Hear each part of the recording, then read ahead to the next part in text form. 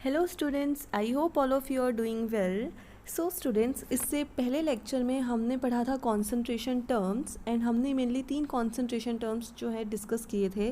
पहला था mass by mass percentage, दूसरा था mass by volume percentage and तीसरा था वॉल्यूम परसेंटेज। सो स्टूडेंट्स, अगर आप में से किसी ने भी वो लेक्चर नहीं देखा है तो प्लीज़ जाइए और उसको देखिए, क्योंकि उस लेक्चर के बाद ही आपको ये जो कॉन्सेंट्रेशन टर्म्स बची हुई हैं वो समझ में आएंगी। तो इस लेक्चर में हम रिमेनिंग कॉन्सेंट्रेशन टर्म्स डिस्कस करेंगे। तो ये कॉन्सेंट्रेशन टर्म्स हैं मोल फ्रैक्शन, पार्ट्स पर million, molarity and molality. So students, let's get started. Okay, so the first concentration term that is we are going to discuss here is mole fraction. So the formula for mole fraction is number of moles of the component divided by total number of moles of all the components. मतलब इसमें आपको कुछ नहीं करना, ऊपर आपको जिस भी कंपोनेंट का मोल फ्रैक्शन निकालना है उसके नंबर ऑफ मोल्स लिखने हैं और नीचे आपको टोटल नंबर ऑफ़ मोल्स लिखने हैं उस कंपोनेंट के। तो सबसे पहले आपको पता होना चाहिए कि मोल आखिर होता क्या है। तो मैं आपको एक जनरल सा एग्जांपल देके समझा देती हूँ कि मोल क्या होता है। जैसे आपको पता है स्टूडेंट्स कि आपको अगर कोई भी चीज़ ख़रीदनी हो, जैसे कि आपको मान लो राइस ख़रीदना है, तो आपके पास उसके मेजरमेंट के लिए कोई स्टैंडर्ड यूनिट होती है। जैसे आप राइस को हमेशा किलोग्राम में लेंगे, उसी तरीके से मान लीजिए आपको अगर कोई जूस ख़रीदना है तो आप उसकी जो स्टैंडर्ड यूनिट होगी मिलीलीटर या लीटर, आप उसको उसमें लेंगे। ठीक है, तो उसी तरीके से अगर हम बात करें कि हमारे पास एक ग्लास है और उसमें वाटर है, तो हम पूछते हैं आपसे कि उस वाटर में कितने नंबर ऑफ़ मॉलिक्यूल्स हैं। तो अब मॉलिक्यूल्स आप कैसे बताएंगे? तो उसके लिए भी हमारे पास कोई ना कोई यूनिट होनी चाहिए। ओके, इसी तरीके से अगर हम आपको कहें कि आपके पास एक एलिमेंट है, हीलियम का एलिमेंट है, उसमें कितने हीलियम के एटम्स प्रेजेंट है, तो उसके लिए भी आपको उसकी कोई स्टैंडर्ड यूनिट पता होना चाहिए जिसमें आप उसका मेजरमेंट कर सकें। तो मोल हमारे यही होता है। मोल जो है आपकी यूनिट होती है अमाउंट ऑफ सब्सटेंस की। मतलब आपके पास अगर कोई भी प्योर सब्सटेंस है तो उसमें कितने नंबर ऑफ़ पार्टिकल्स प्रेजेंट होंगे, पार्टिकल्स मतलब एटम्स या मॉलिक्यूल्स कितने प्रेजेंट होंगे, उसी के लिए हम एक क्वांटिटी स्टैंडर्ड यूनिट यूज़ करते हैं जो है हमारा मोल। तो आई होप आपको अब मोल जो है वो क्लियर हो गया होगा। तो अब मोल फ्रैक्शन कैसे कैलकुलेट करते हैं देखते हैं। सपोज़ करिए हमारे पास एक बाइनरी मिक्सचर है, इसमें 2 कंपोनेंट्स है ए एंड बी। तो अगर हमको मोल फ्रैक्शन जो है कैलकुलेट करना है कंपोनेंट ए का, ओके, तो हम इसमें फॉर्मूला लगाएंगे। ए का जो नंबर ऑफ़ मोल्स है हम एन ए से डिनोट कर रहे हैं, बी का नंबर ऑफ़ मोल्स हम एन बी से डिनोट कर रहे हैं। तो मोल फ्रैक्शन ऑफ ए क्या हो जाएगा? एक्स ए, दैट इज़ हम मोल फ्रैक्शन के लिए जो सिंबल यूज़ करते हैं वो होता है, हम एक्स से डिनोट कर रहे हैं। X A equals to number of moles of A, क्योंकि हम ए का मोल फ्रैक्शन कैलकुलेट कर रहे हैं, तो number of moles of A divided by नीचे जो आता है डिनोमिनेटर में टोटल नंबर ऑफ़ मोल्स होता है। तो टोटल नंबर ऑफ़ मोल्स क्या होंगे इस मिक्सचर में? N A plus N B, क्योंकि इसमें 2 कंपोनेंट्स हैं, तो ये हो जाएगा N A plus N B. Now similarly अब आपको पता होना चाहिए कि जो नंबर ऑफ़ मोल्स है वो कैसे कैलकुलेट करेंगे। तो नंबर ऑफ़ मोल्स का फॉर्मूला होता है mass divided by molar mass. तो आपको सिंपली जिस भी चीज़ के नंबर ऑफ़ मोल्स कैलकुलेट करने हैं तो आप उसका mass divided by molar mass कर देंगे। ओके, अब हमारे पास है मोल फ्रैक्शन ऑफ बी। तो मोल फ्रैक्शन ऑफ बी जो होगा वो होगा number of moles of B divided by total number of moles, और इसमें टोटल नंबर ऑफ़ मोल्स हैं N A plus N B. Okay, so अब यहाँ पे पहली चीज़ जो आती है ध्यान रखने की वो होती है कि मोल फ्रैक्शन की कोई यूनिट नहीं होती है। आप देख सकते हैं क्लियरली कि आपके पास जो मोल फ्रैक्शन आएगा उसमें ऊपर भी नंबर ऑफ़ मोल्स होंगे, नीचे भी नंबर ऑफ़ मोल्स होंगे, तो दोनों की यूनिट जो होगी वो मोल ही होगी। तो अगर ऊपर और नीचे मतलब न्यूमरेटर और डिनोमिनेटर में सेम यूनिट है तो वो कैंसिल आउट हो जाएगी और आपकी जो मोल फ्रैक्शन की कोई यूनिट नहीं होगी। ओके, सो अब हम आते हैं एक चीज़ कैलकुलेट करके देखते हैं कि जो मोल फ्रैक्शन है दोनों कंपोनेंट के जो मोल फ्रैक्शन है उनका सम क्या होगा। ओके, तो let just try to calculate. Now mole fraction of A plus B क्या होगा, हम पहले दोनों के फॉर्मूलेज रखेंगे। तो this is the formula for number of mole fraction of A and this is the formula for number of mole fraction of B. तो अब आप इन दोनों को ऐड करेंगे तो आप देख सकते हैं नीचे जो डिनोमिनेटर है वो सेम है, तो जो ऊपर की वैल्यूज़ है वो ऐड हो जाएंगी। तो आपके पास जो आएगी value number of moles of A plus number of moles of B, and denominator में भी same number of moles of A plus number of moles of B. तो अब न्यूमरेटर डिनोमिनेटर सेम है तो दोनों कैंसिल आउट होकर आपका answer क्या आएगा 1। तो इस तरीके से हम देख सकते हैं कि आपके जो बाइनरी मिक्सचर है उनमें जो दोनों कंपोनेंट्स हैं उनके मोल फ्रैक्शन का सम जो है वो 1 है। तो आप इसको कहाँ पे यूज़ कर सकते हैं, अगर आपको मान लीजिए कि दोनों कंपोनेंट्स का मोल फ्रैक्शन निकालने को कैलकुलेट करने को दिया, तो आपने कैलकुलेट कर लिया यहाँ पे मोल फ्रैक्शन ऑफ ए, तो आप मोल फ्रैक्शन ऑफ बी जो है वो सीधा 1 माइनस मोल फ्रैक्शन ऑफ ए कर सकते हैं, क्योंकि आपको पता है कि जो मोल फ्रैक्शन का सम होता है वो हमेशा 1 होता है। तो चलो ये तो बाइनरी मिक्सचर की बात थी। सपोज़ करो हमारे पास कोई मिक्सचर है जिसमें 3 कंपोनेंट्स हैं, ओके तो अब क्या होगा, उसमें भी अगर आप ये सेम कैलकुलेशन ट्राई करके देखेंगे तो आपके पास आंसर क्या आएगा कि mole fraction of A plus mole fraction of B plus mole fraction of C equals to 1। तो ये जो रूल है ये सारे के सारे मिक्सचर के लिए एप्लीकेबल है, चाहे उसमें 2 कंपोनेंट हो, 3 कंपोनेंट हो, 4 हो, 5 हो या उससे ज़्यादा हो, तो हमेशा जो मोल फ्रैक्शन का जो सम है वो 1 ही रहेगा। तो यही आपका इम्पॉर्टेंट पॉइंट है एक कि in a given solution sum of all the mole fractions is unity. तो मोल फ्रैक्शन में पहला इंपॉर्टेंट क्या था कि उसकी कोई यूनिट नहीं होती। दूसरा इंपॉर्टेंट पॉइंट क्या है कि उसके जो मोल फ्रैक्शंस के ऑल द कंपोनेंट्स के मोल फ्रैक्शन जो होते हैं उनका सम जो होता है वो 1 होता है। तो चलिए अब हमने ये मोल फ्रैक्शन समझ लिया है, इसका फॉर्मूला देख लिया है, अब हम इसमें कोई एक न्यूमेरिकल सॉल्व करके देखते हैं। तो हमारा न्यूमेरिकल है सबसे पहला, calculate the mole fraction of benzene in solution containing 30% by mass in carbon tetrachloride. Okay तो ये क्वेश्चन है, तो सबसे पहले तो हमको क्वेश्चन ये समझ में आना चाहिए अच्छे से कि क्वेश्चन में आखिर हमें गिवन क्या है और हमें पूछा क्या है। तो देखिए बच्चों, क्वेश्चन में हमको गिवन है कि हमारे पास एक सोल्यूशन है जिसमें हमारा जो बेंजीन है हमने सॉल्यूट है, बेंजीन को हमने मिक्स किया है, डिज़ोल्व किया है किसमें, कार्बन टेट्राक्लोराइड में। ओके तो हमारे पास एक सॉल्यूट हो गया, एक सॉल्वेंट हो गया। अच्छा, बेंजीन और कार्बन टेट्राक्लोराइड मिलके एक सॉल्यूशन हमारा बना रहे हैं। तो इतना हमें पता चल गया कि इतना क्वेश्चन में दिया है। अब हम सबसे पहले क्या करेंगे, गिवन लिखेंगे। तो गिवन क्या है, आपको ऊपर दिया हुआ है 30% बाई मास। तो मैंने इससे पहले लेक्चर में आपको बताया था कि कहीं पे भी अगर बाई मास लिखा हो या वेट बाई वेट लिखा हो उसका मतलब है आपको मास परसेंटेज गिवन है। तो आप सबसे पहले लिखेंगे गिवन में क्या है, mass percent of benzene in carbon tetrachloride equals to 30%, कि आपको इतना गिवन है कि मास परसेंट 30 है। अब आप इसे आपको ब्रेक करना आना चाहिए इस चीज़ को। तो ये भी मैंने आपको प्रीवियस लेक्चर में समझाया था कि इसका मतलब होता है जो 30% का मतलब है कि आपका 30 ग्राम ऑफ बेंजीन होगा 100 ग्राम ऑफ सोल्यूशन में। इसलिए स्टूडेंट्स मैं आपको बार बार बोल रही हूँ कि आप प्रीवियस लेक्चर को देख के ही इस लेक्चर पे आइए, तभी आपको ये क्लियरली समझ आएगा, क्योंकि दोनों जो लेक्चर है वो कनेक्टेड है।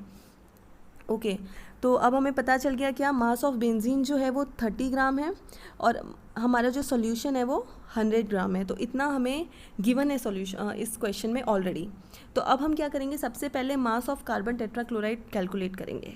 ओके तो अब कार्बन टेट्राक्लोराइड का मास क्या हो जाएगा, mass of solution minus mass of benzene.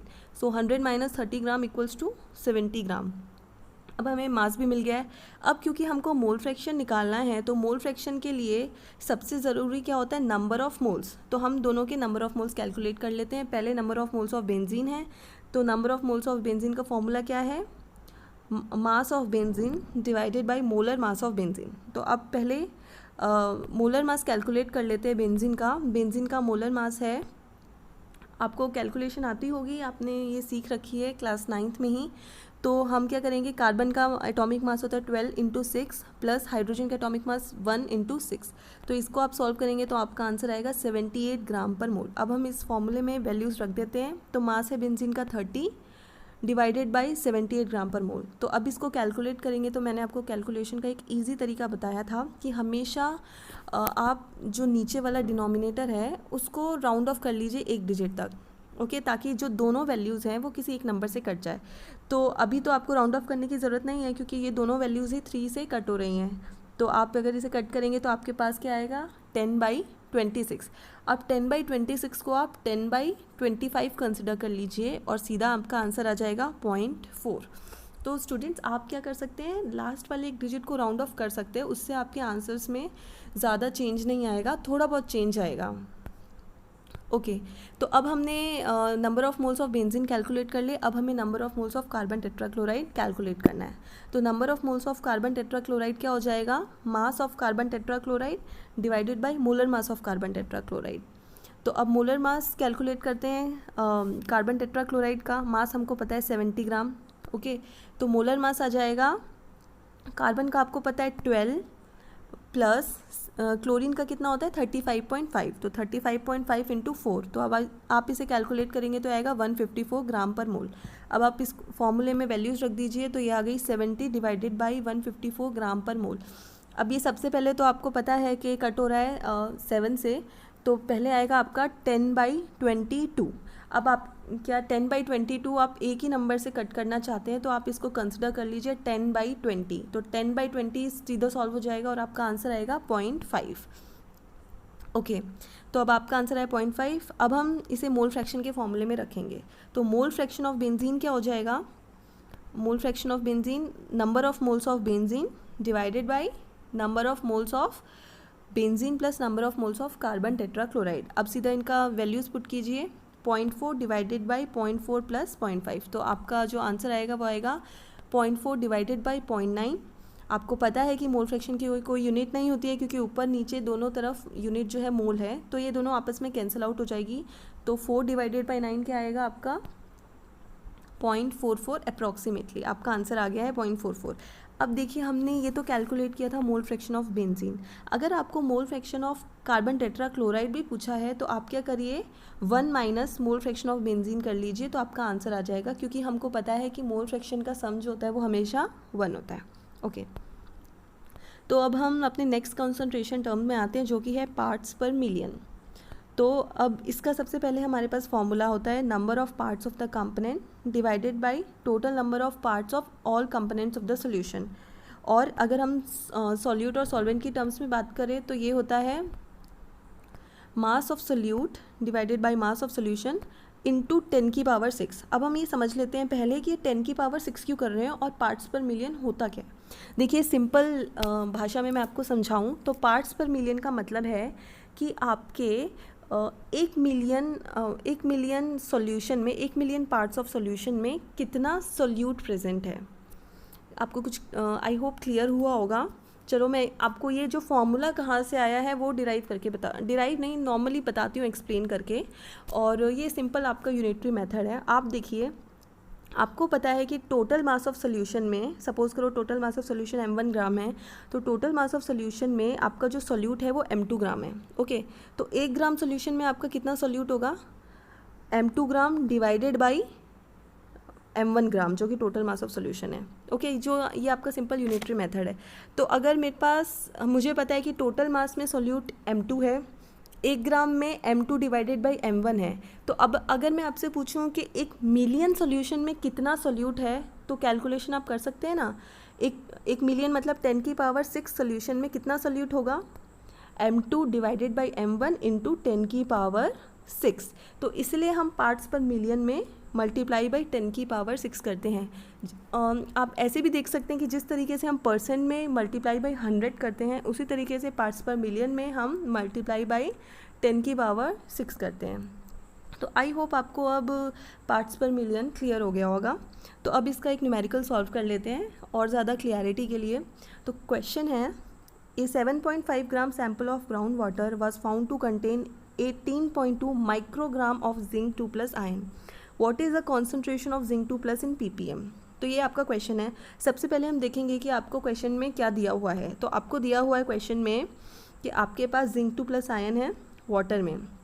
Okay, तो एक आपका हो गया सॉल्यूट जिंक 2+, एक हो गया आपका सॉल्वेंट वाटर, और ये दोनों मिलके आपका बना रहे हैं सॉल्यूशन।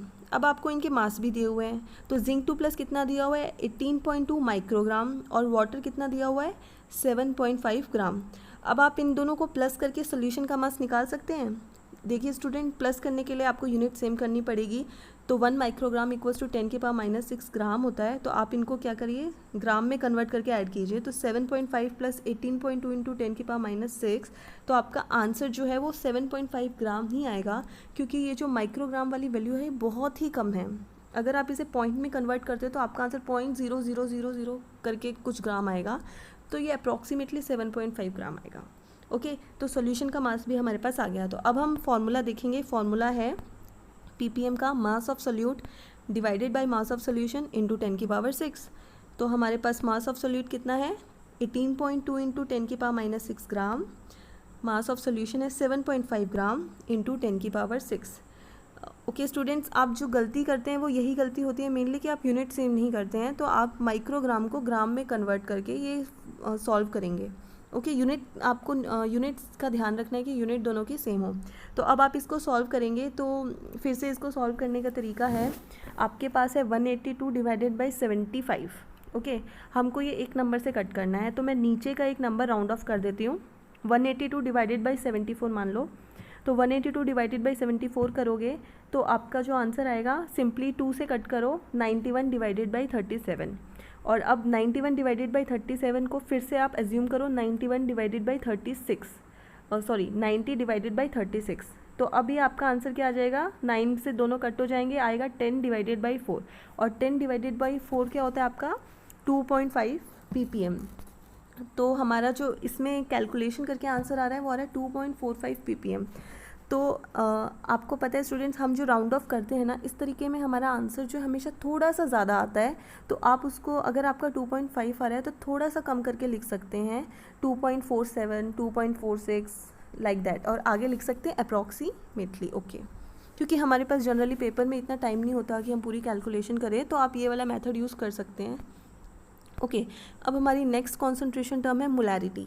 सो मोलैरिटी का फॉर्मूला है moles of solute divided by volume of solution in litre. Okay, तो हमारे मोल्स ऑफ सोल्यूट हमको पता है उसकी यूनिट मोल होती है, एंड वॉल्यूम जो है लीटर में है। तो आपकी जो मोलैरिटी की यूनिट होती है वो होती है मोल पर लीटर, और हम इसके लिए कैपिटल एम भी यूज़ करते हैं। तो आपको अब मोलैरिटी का एक मतलब पता होना चाहिए। अगर कहीं पे आपका मोल पर लीटर लिखा है या कैपिटल एम लिखा है, तो उसका एक्चुअली में मीनिंग क्या है। अगर आपने इस यूनिट को ही ब्रेक कर लिया तो आपका जो न्यूमेरिकल है वो इजीली सॉल्व हो जाएगा, बस कंसेप्ट क्लियर होना चाहिए। सो यहाँ पे आपको पता होना चाहिए कि 0.5 मोल पर लीटर और 0.5 मोलर और 0.5 capital M of NaOH solution का मतलब है 0.5 mole of NaOH in 1 litre of solution. इतना आपको क्लियर होना चाहिए माइंड में कि 0.5 मोलर का मतलब है 0.5 मोल NaOH के डिज़ोल्व होंगे 1 लीटर ऑफ सोल्यूशन में। तो ये 3 यूनिट हमारे जनरली आपको क्वेश्चन में ये 3 लिखा हुआ मिलता है, या तो मोल पर लीटर या कैपिटल एम या मोलर, इन तीनों का ही मतलब मोलैरिटी गिवन है। ओके, अब हम आएंगे मोलैरिटी पे। इसको आप कई बार स्मॉल m से भी डिनोट करते हैं।